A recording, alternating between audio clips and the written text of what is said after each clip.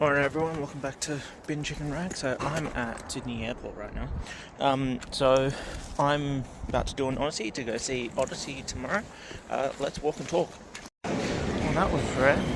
Normally I always have my camera here in my carry-on bag, and it normally gets flagged to wait for the secondary screening, but that didn't happen today.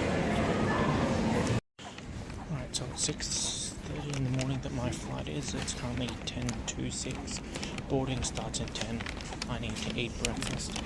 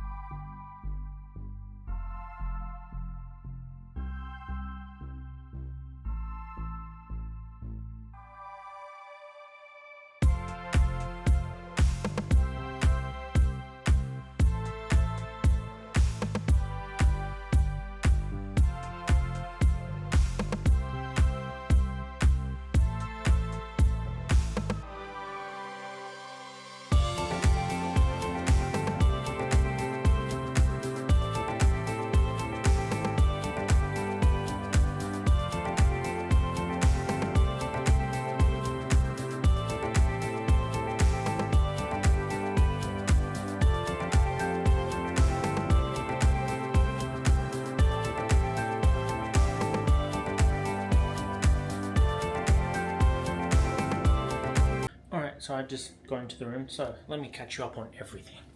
So, for starters, Sydney Airport, it just went through some changes and stuff. So, the whole security areas had a bit of a change. If you haven't been through there before, like I didn't know it had changed. If you've been through other airports, unfortunately, they didn't get the Melbourne system, which would have been a lot nicer, where you don't have to continue wearing your jacket and everything. It's more the Brisbane system. Is this magnetic? This is magnetic. Yeah, it's more the Brisbane system, so jacket still comes off, but everything stays in your bag now, which is fantastic. So, yeah, that's where we're at on that. So, I'm staying at Brady Hotels, Jones Lane. So this is the first place I've stayed in Melbourne that has stayed open after I've stayed there, which is funny because they gave me a thank you card for having stayed here more than once. I'd stay more places if places stayed open. So today's plan is to go to the zoo. It's 9:20. So they opened 20 minutes ago. Yeah, so today is Melbourne Zoo, so expect a video on that in either next week or maybe the week after. And then tomorrow is the movie, so I've got the 10:30 session or 10:15 session at the IMAX. Yeah, so that'll be in the full IMAX 70mm thing. Doing that with my friend Jordan, and then after that, I think I'm gonna head down to maybe the Shrine of Remembrance. So there will be a video on that maybe, and if we decide to do it, Lightscape, which is on for the next couple of weeks. I think it finishes the 2nd of August, so that might get next week's release spot, and then I'll do everything else sequentially, like the zoo and all that. But yeah, so that's where I'm at with everything. I'm gonna jump down to the zoo and start doing my video for that.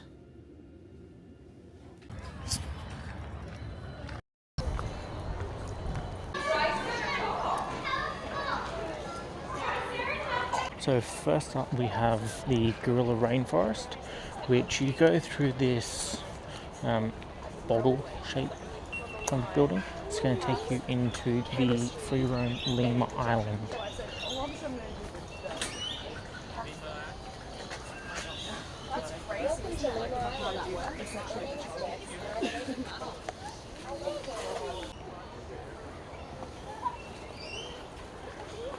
So you can tell from the netting in here, and as I said before, everything here in this one is free roam for the lemurs. All they ask is you keep 1.5 meters away from them. Will they see us?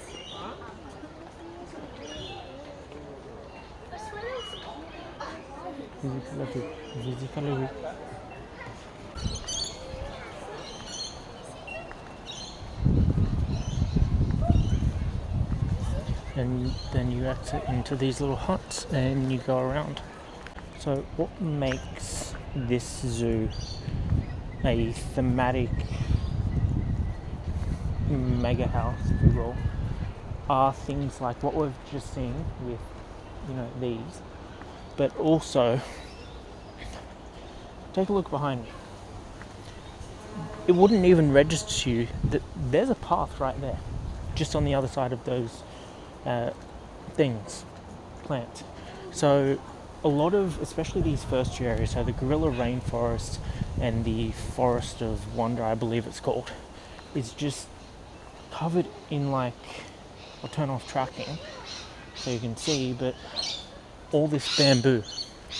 So it doesn't actually click for you that there's a path just on the other side of that. I'm trying to turn tracking back on. So, there can be a path 2 meters away. You wouldn't know it, you wouldn't hear it, because the vegetation is so dense in these areas. Sorry about the zoom there, but to prove my point, you can see just there, so the pink brick there, that's the edge of the zoo. And then you can see just the path in front of that, and then that's how far away you are from other paths, and you don't realise.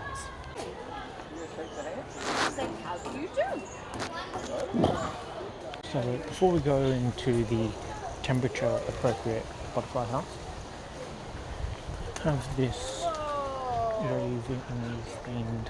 Do you see how high they flew? Area. So this is where they used to have the elephants until last January, end of January last year, early Feb.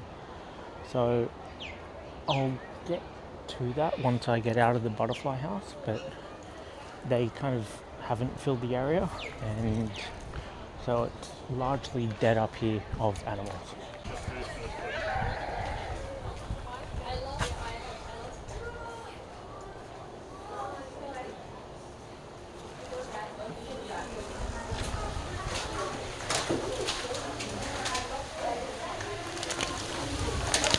I love it in here.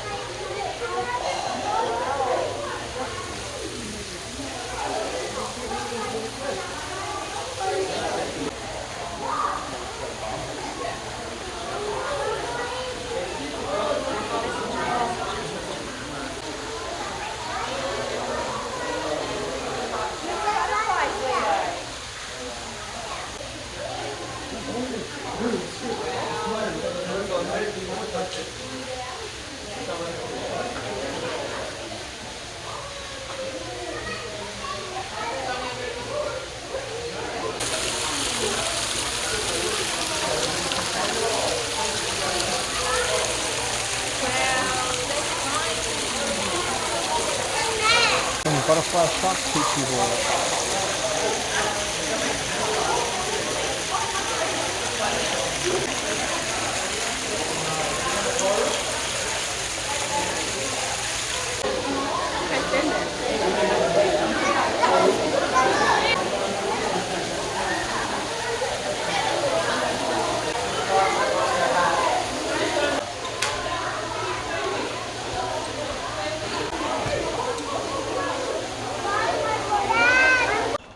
Being back out here, I like the fresh air, not the temperature. Okay, so the butterfly shop is closed, unfortunately. This is the plaza area where they had the elephants. So there's an eatery there, got the Bongsu Function Centre. Then just up here was the kind of elephant house, where when the rollers were open you can see them getting their bath, getting fed and everything. And then looks like you can't go through there anymore, but because it's that sign down there says path closed, retrace your steps. But that was the other elephant paddock, so that was one thing I was hoping to go through, especially last year, if I was able to come out before the elephants left.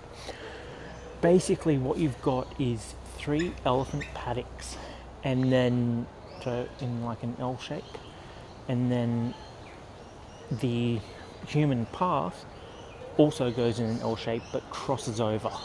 So instead of walking around it or whatever, it goes through it. So I'm not sure if you'd be able to see it, but basically you are meters away from the elephant's gate. So it's very Thai style gate. That's an elephant walkway. They just opened that thing as if it was like a railroad crossing at another theme park, like say SeaWorld, Dreamworld or whatever.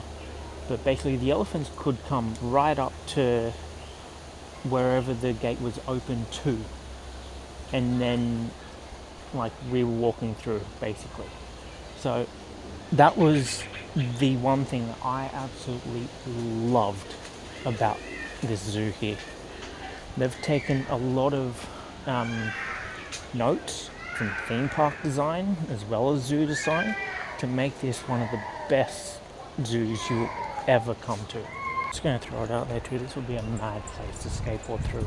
Like the curves and these paths on the slight downhill, fucking awesome.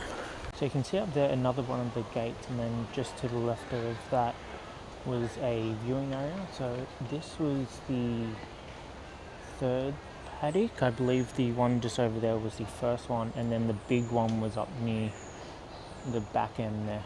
But, let's see if I can find the right place. So you can just see through the trees to where it is. It's clearly been closed for a while because of all the leaf litter though. There's a butterfly on my back. See, he doesn't like either. Oh, he's going. Where's he going? It's just like something out of Yeah, it's like his bed.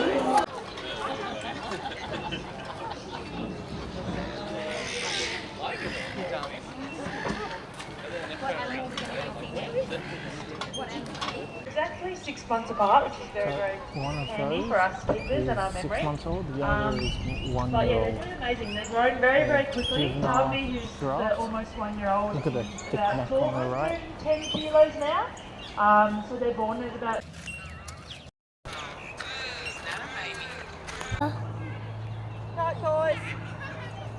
Guys, Welcome to Lion Park. I'm like Italy. Oh yes, That's it. Hi, what's up? Sorry, Hello. Oh, Look at all the other fish.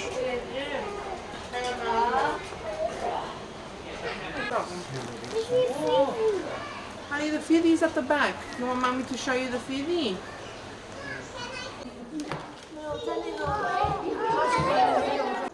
So this camera can't quite get close enough, but you can see that appearances, possibly Mishka, and then a couple of tiny kitties and another kitty. So you'll notice a lot of this area uses plants that have a lot of white in them. It goes really well with the aesthetic for the snow leopard exhibit. But yeah, as I was saying, there's a lot of white used in this area to kind of match the aesthetic, that kind of, I want to say, Arctic type look that the snow leopards are designed for.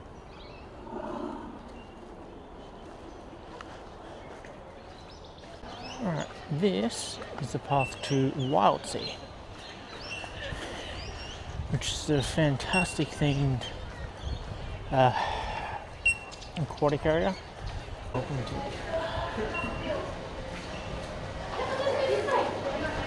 This is genuinely amazing the first time walking.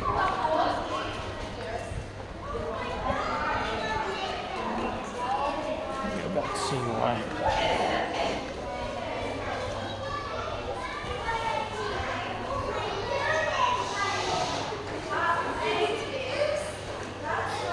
Even the floor, it's textured and spongy and stuff. So this is the seal exhibit. They're probably up top somewhere, or in another area, because there is another area which you can see from up top. It's actually amazing in here. Oh, that's cool.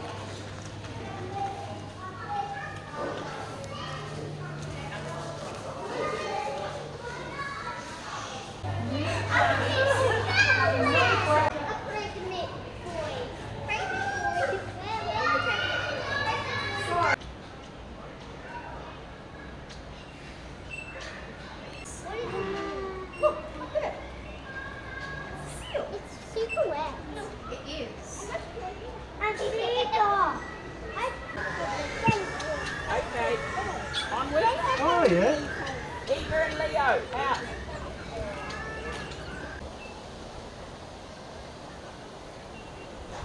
Closing.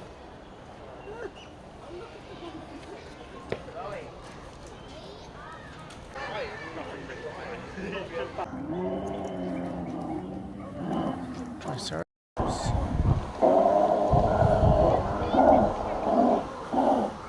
All the babies. No giant poop though. The first day? So when you're coming home with Dad? I remember. Oh, I love those.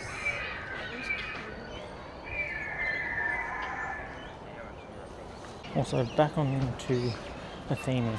This is a temporary attraction, and they've got Jurassic World style fencing, temporary fencing. We've got a parallel. Alright, it's morning time now, it's like 9:15. Today's Odyssey day, so I'm gonna go meet Jordan at a cafe. We're gonna have some breakfast and then go to the movie. So this is where we're having breakfast, Operator Diner.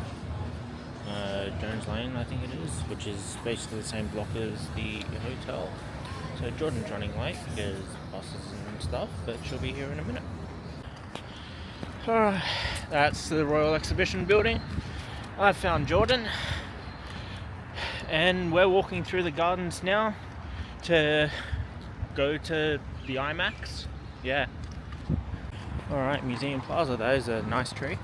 So IMAX is over there, museum's behind it, and looks like they're not doing projections, but it's also like 10 in the morning, and not dark. So I have noticed they've been projecting, actually I think that's what that black box on the post is for. They've been projecting onto the building. When I was here 2 years ago for Furiosa, when the first screening opening day, when I came out, they had this whole area lit up with a couple of MFP Pursuits and Interceptor, some bikes from Fury Road and all that, so that was cool. Nothing major here, it's also a week later, so I wouldn't expect something major like that. But let's head down.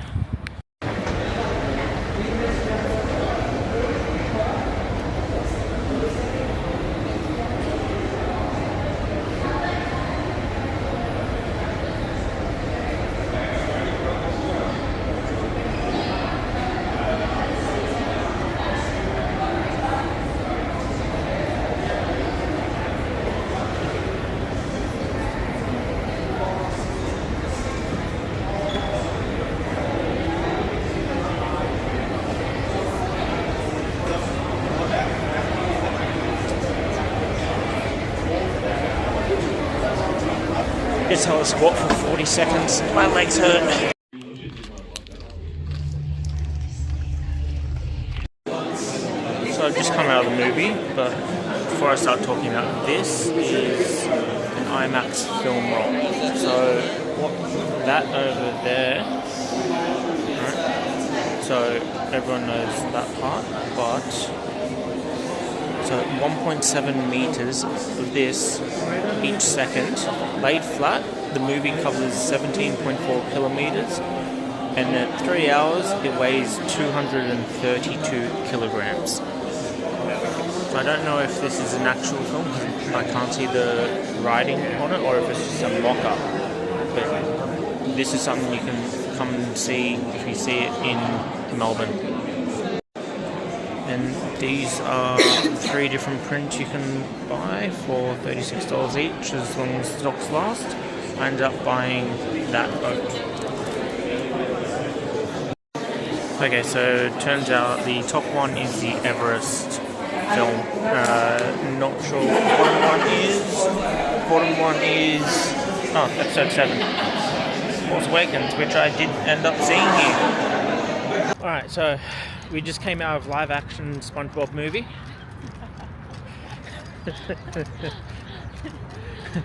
Remembering that we don't have microphones, because I left them back in the room. What did you think? I thought it was a great film. Questionable adaptation.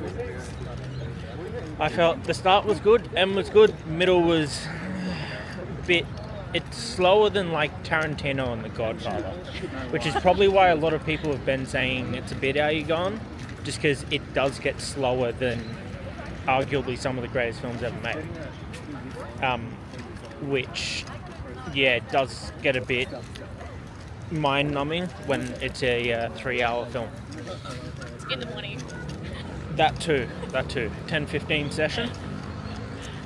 And when I'd already been up for about 6 hours at that point. Happy time. Yes, I have a bad apple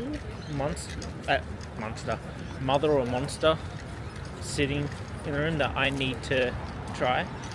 But yeah, I will go through, I think, more of my thoughts later. But yeah, we need food. Alright, now we've made it to the Shrine of Remembrance.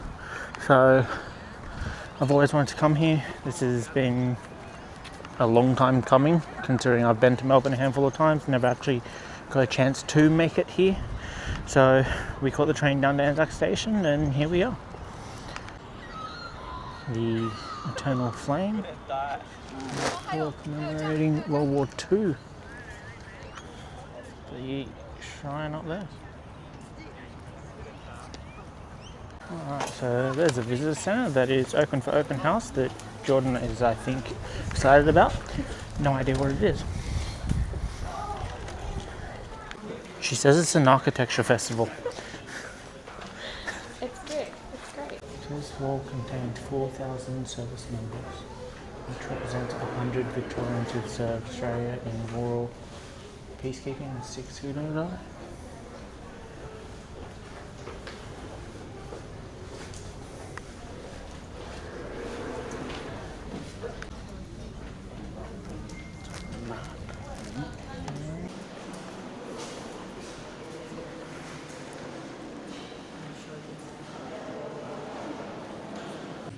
Oh, just some more stairs. Toffee. I just noticed that it's a poppy.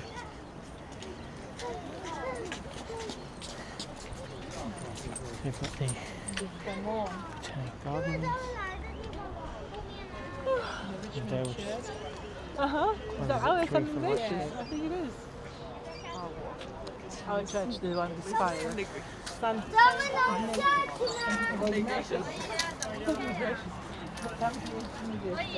Yeah, can't quite see the Narlik. Oh, yes, you can. Narlik's clock's over there. MCG over there.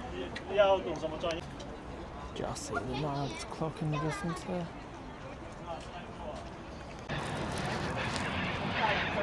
Anzac monuments really like being parallel to roads.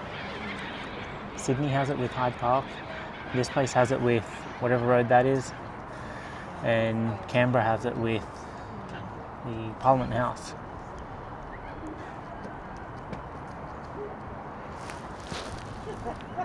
And yes, there's a face on that building.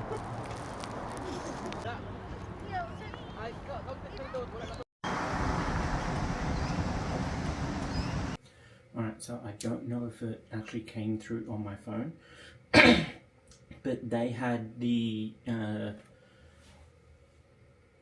film reel for Force Awakens displayed, as well as the Everest 3D film reel.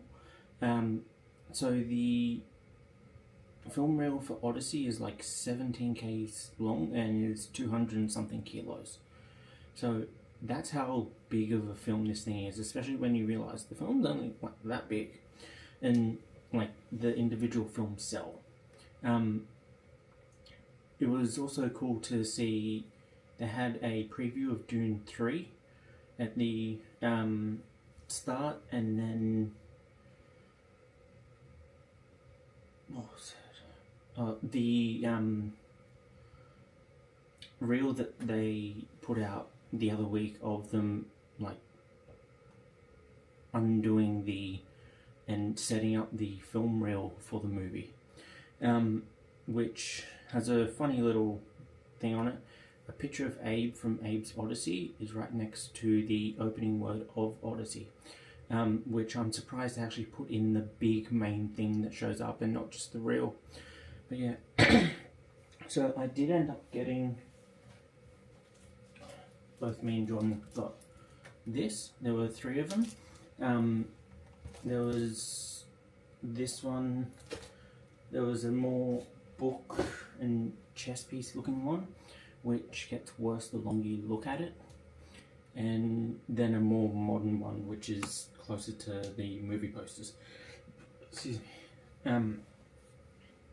So yeah, I ended up getting that one. I wouldn't have minded, at least at the time, the chess one, but then the longer I looked at it, the worse it got.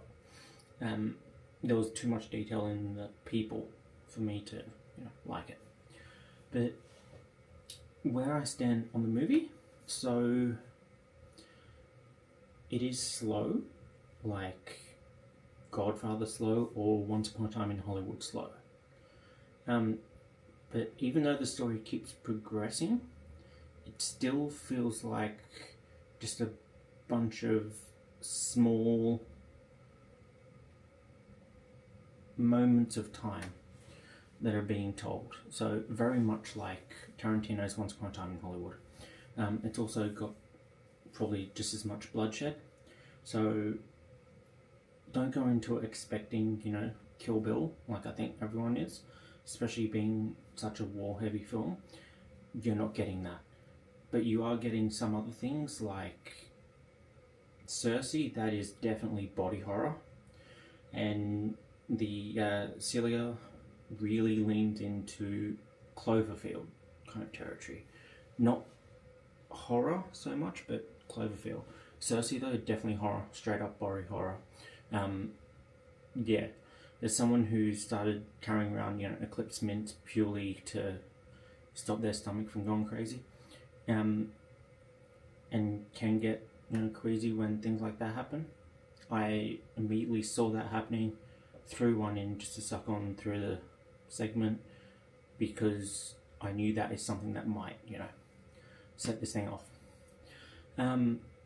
So the start's good, the ending's good, the middle, that's where the Tarantino really comes out. It's very slow.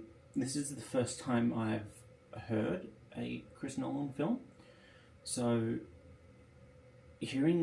being able to hear things, that definitely helps, but there were some moments where you couldn't hear things.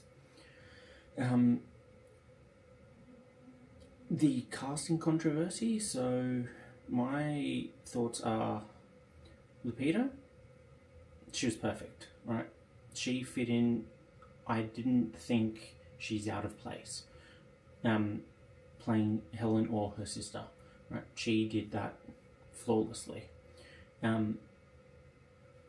Elliot, so I don't watch Umbrella Academy, so I haven't really seen any of his roles since Inception, so hearing the voice change from what I know, that was the jarring part for me. So yeah, but everyone knows how they end up in the movie. Not much screen time, but they do pretty well. I want to say it's like 3/4 of the way through in the Hades sequence. Yeah, there's the other. So the hardest sell for me in the movie was actually Charlize Theron. So she's, how do I put it, too Hollywood looking, too kind of chiseled, and too, I guess, perfect compared to how everyone else in the film looks. So that was different, because I'm used to seeing her as Furiosa, and she's just playing kind of the same thing almost. So that was, yeah, that was the thing that took me away. Robert Pattinson didn't really do that, because I just saw Robert Pattinson. I wasn't I've only seen him in Batman and the Twilights, so I was able to kind of lose myself in that, and because he played the character, he did so well.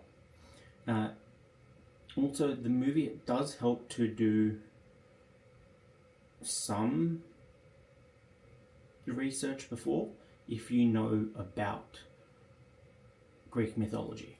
If you don't, just go into it, you're fine. But yeah, if you do, I've put in probably hundreds of hours into Age of Mythology, so I had to but I haven't read the book. It wasn't something that we had to read at school, like the schools I went to.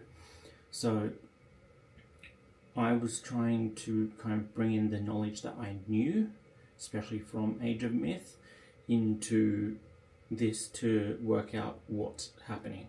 Especially because story mode, I think it's the Fall of the Trident campaign, that takes moments from here while it butchers it up and spreads it across Egypt, Midgard, and all that.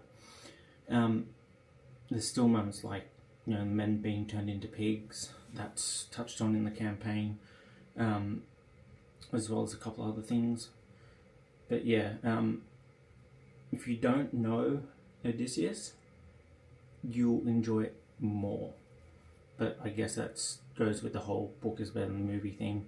They have to cut things and all that. Yeah, but I think the cut thing that probably got me the most was the cilia, purely because I'm used to seeing the Age of Myth unit, so I was hoping to see, you know, a magical Leopleurodon with 6 heads. Didn't happen. Instead we got Clover. But yeah, and then there's just my autism brain ticking over, thinking the logistics of things like the horse that they built and the raft that he did and everything. But other than that, it's a good film. It's a long film. Yeah, would recommend. I probably won't go watch it again myself, purely because it is slow. But at the same time, if clips come up on, you know, YouTube down the line, and it'll help me understand the movie a bit more, then I'll go and watch those. But yeah, yeah. Alrighty, it's morning time now on the Sunday, so I leave here in a few hours. So today's plan of attack, I want to try KFC's new breakfast menu and pick up the, I think it's the Stitch bottle I want from, not Gongcha, I think it's Gacha. It's not Gacha, it's the one that does the Pokemon bottles. Anyway, yeah, I want to grab one of them and then jump up to Melbourne Museum, film a video, and then if I have time, Australian Centre for the Moving Image, otherwise known as ACME, used to be Screen World. They've changed things. So they're the two things I always do when I come here. Yeah, so Melbourne Museum is being done first because it opens at 9, which is now. Meanwhile, Acme at 10. Yeah, so even if I can get into thing before 9, before 10, my times work out well anyway. Yeah, but I'd still really like to get down to Acme because they have a play school exhibition that finishes this week. So I wouldn't mind seeing, you know, Big Ted, Little Ted, Jemima and all that. But I'm in front of the library now, and I'm going to duck in the back way to the lower KFC. Okay, so that was more or less a frivolous task. The KFC doesn't do breakfast, and nothing here opens until like 10:30, including Gotcha, which means I need to double back. This place is like the opposite of Sydney. Everyone does stuff late instead of, you know, first thing in the morning. So it's 9:30 now. I'm headed to the museum. Start to knock that out. So I finally made it to Gotcha.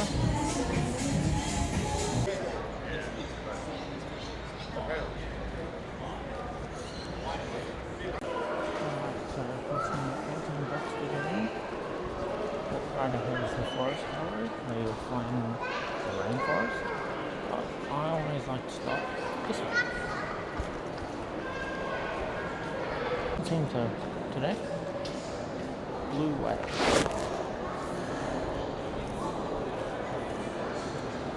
Or maybe it's Sydney that has those hanging. Really puts into consideration the size of them, and then size of your krill as well.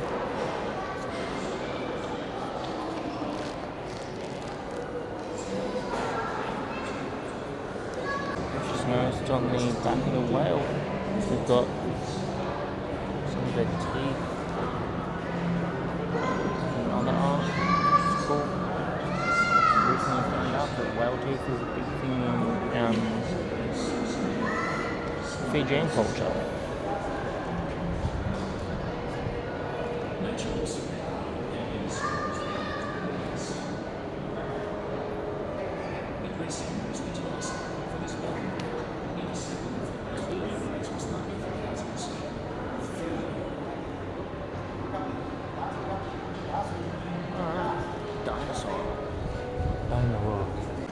First things first, we need to find fluoride. I need to remember where it's actually on the shelf too. is found the Nazi stone. Anyone wondering, just go back and watch my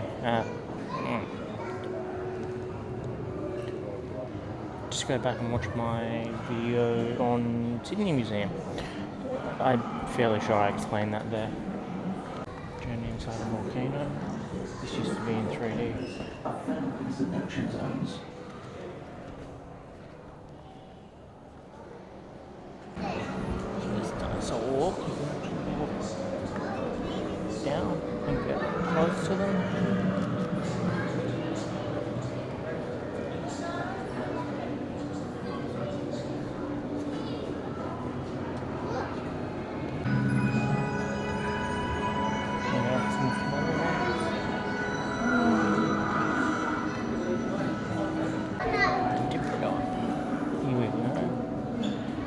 There's the screen one. So, Lyrebird, for anyone that thinks they get their name from what they do, look at the spelling. It's spelled L-Y-R-E, as in like the musical instrument, so they get their name from the fact that it looks like, you know, the musical instrument, the lyre, which is, I think, a string instrument, kind of like a personal harp, if you will. The top is faded dinosaurs. Really nice color.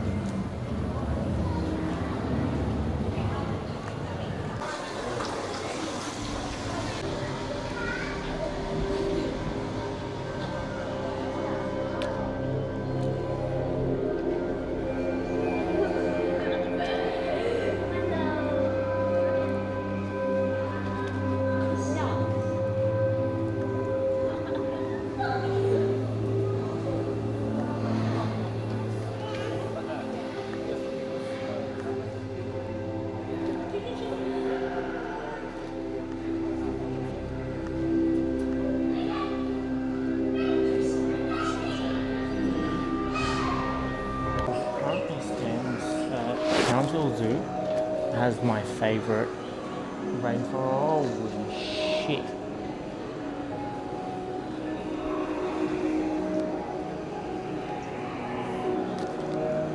This is an Asian elephant. It doesn't have any story on him, but fucking hell. So, for context, my back's against the wall. My camera is not zoomed in. That's insane.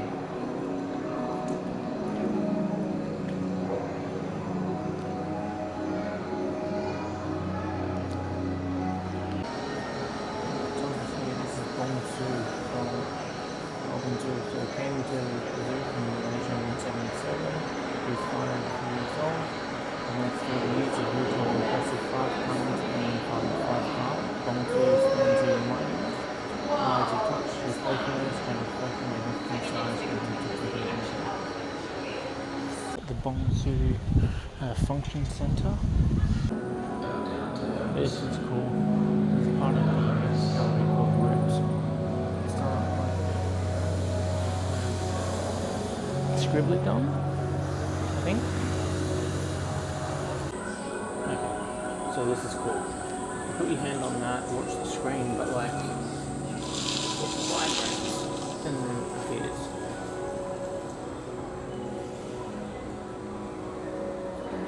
Okay, so they make their calls outside of human hearing range. Yeah. No copy.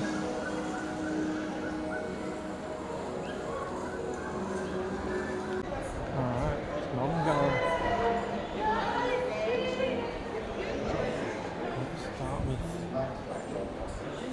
The birthday boy.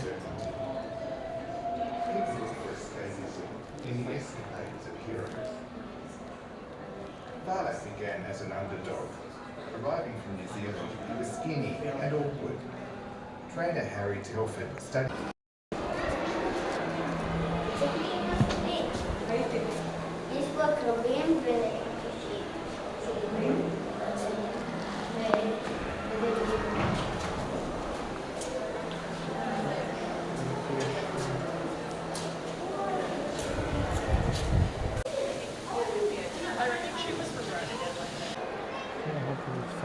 things on display. You can also buy them on the website.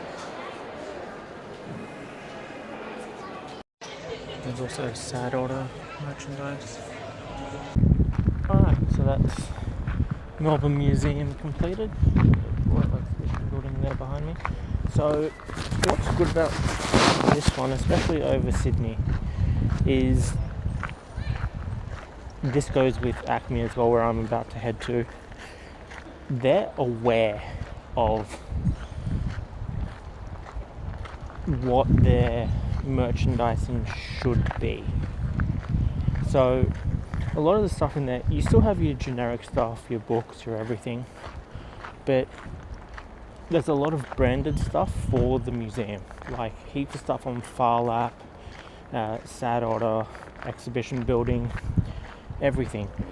You don't get that out of Sydney's museums. It's just kind of generic stuff, which I'd like to see more stuff dedicated to the actual place you're in, but doubt that'll happen. Alright, I've made it down to Federation Square, which is where you'll find the Australian Centre for the Moving Image, otherwise known as Acme.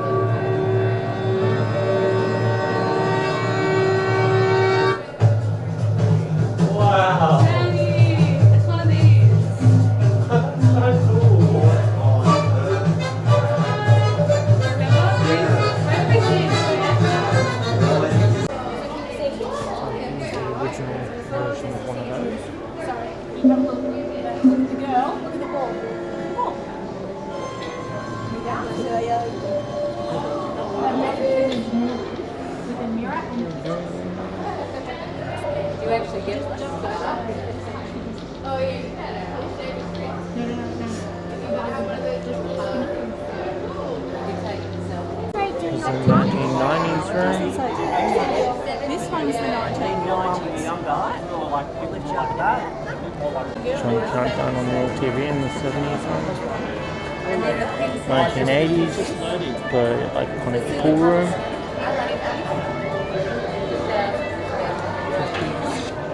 And now, 2000s, they are clearly plain bluey. So on this side you have the car from Bush Mechanic.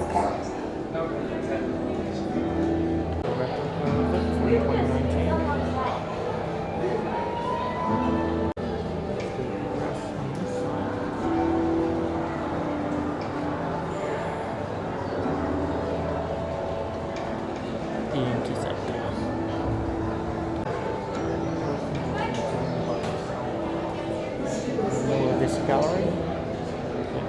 Then split it into the Bush Mechanic car.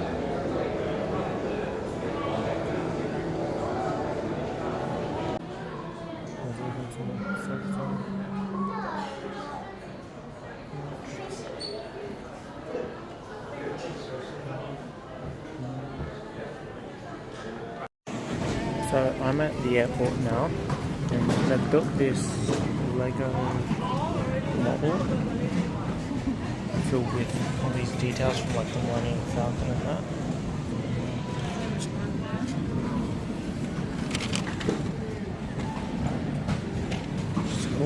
they've got the Lego store just over there.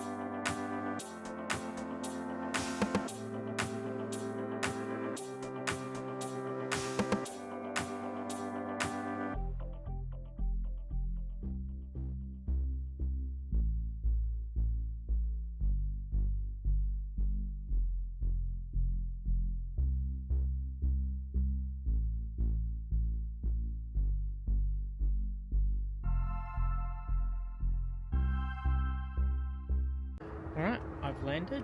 I'm back at the car now. It's just like Odysseus. He got most of the way home, but then had to go to the temple on another island. I'm detouring via an NRL game. So I'm going to go watch the women's game of Roosters and Tigers.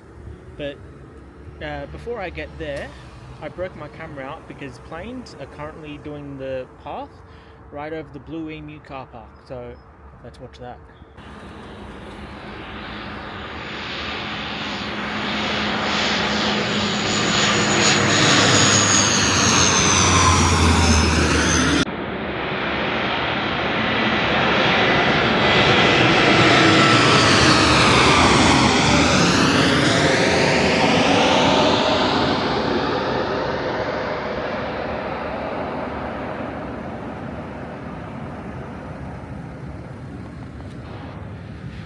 Great timing on the bus there. Oh, that's zoomed in. Yeah, I should probably be using my 360 camera for this, not the Osmo. But that's cool to see. Yeah, felt like doing a Wayne's World bit as they go over. And you know, did you ever find Bugs Bunny attractive and all that? But decided against it. Let's go to Leichhardt. Alright, made it to Leichhardt Oval now, first time. So just watched the girls do their warm-up. And Leichhardt tonight, other than, you know, the fact I used to work with one of the players, so Brooke Teletana, I think it's way too zoomed in. Yeah, used to work with her at IMAX, so I wanted to come down and see her play. I was going to try and do it last year, but she went through a knee surgery, so we didn't. So I made sure to come down here because there's no more men's games at Leichhardt Oval. But there's 2 women's games left, and this is the second last one. There's one more coming in a few weeks, so I was determined to come down to, you know, take in this legendary oval because of how well known it is. They're getting ready to come out because I can hear Tiger growling, and you can see Sarah Togatuki up on her little intro thing. But yeah, yeah, they're going to do a big renovation on this oval, so I wanted to come and experience it.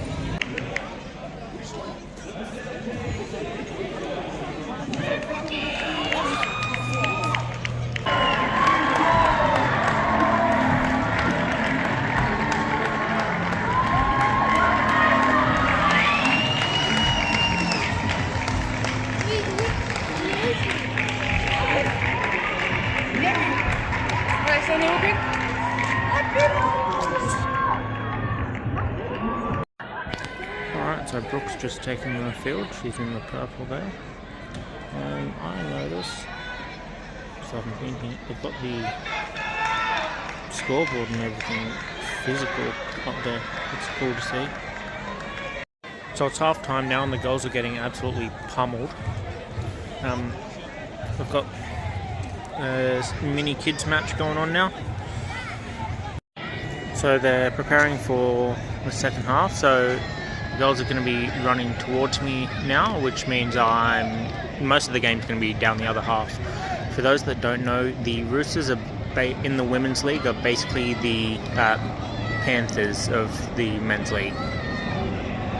If that makes sense. Like, they're top of the ladder year after year, winning everything. Yeah. One thing I like about this field, there's constantly planes going overhead.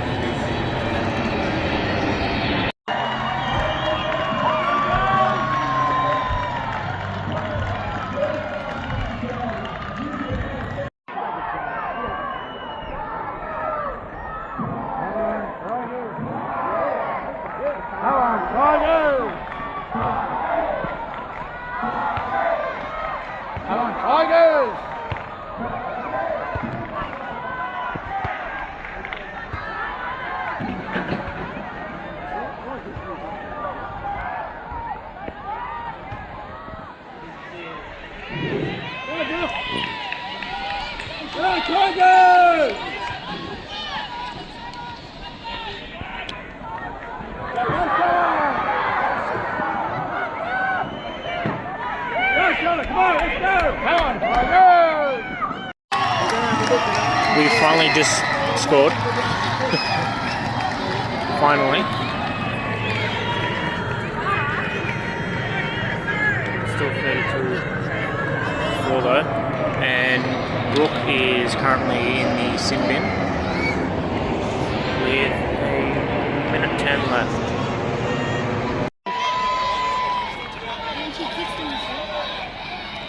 No, you do.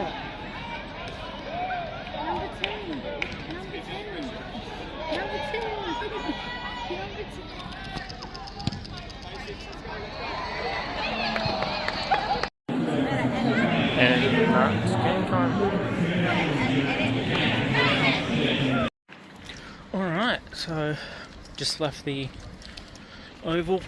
Got to go down to the edge, say hi to Brooke. She did remember me, which is cool.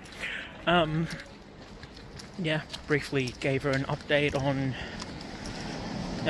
where we worked and when I left and all that.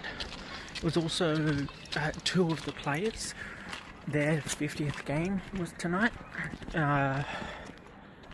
One was Sarah Togatuki, who's like the name everyone knows, and someone else that I can't remember.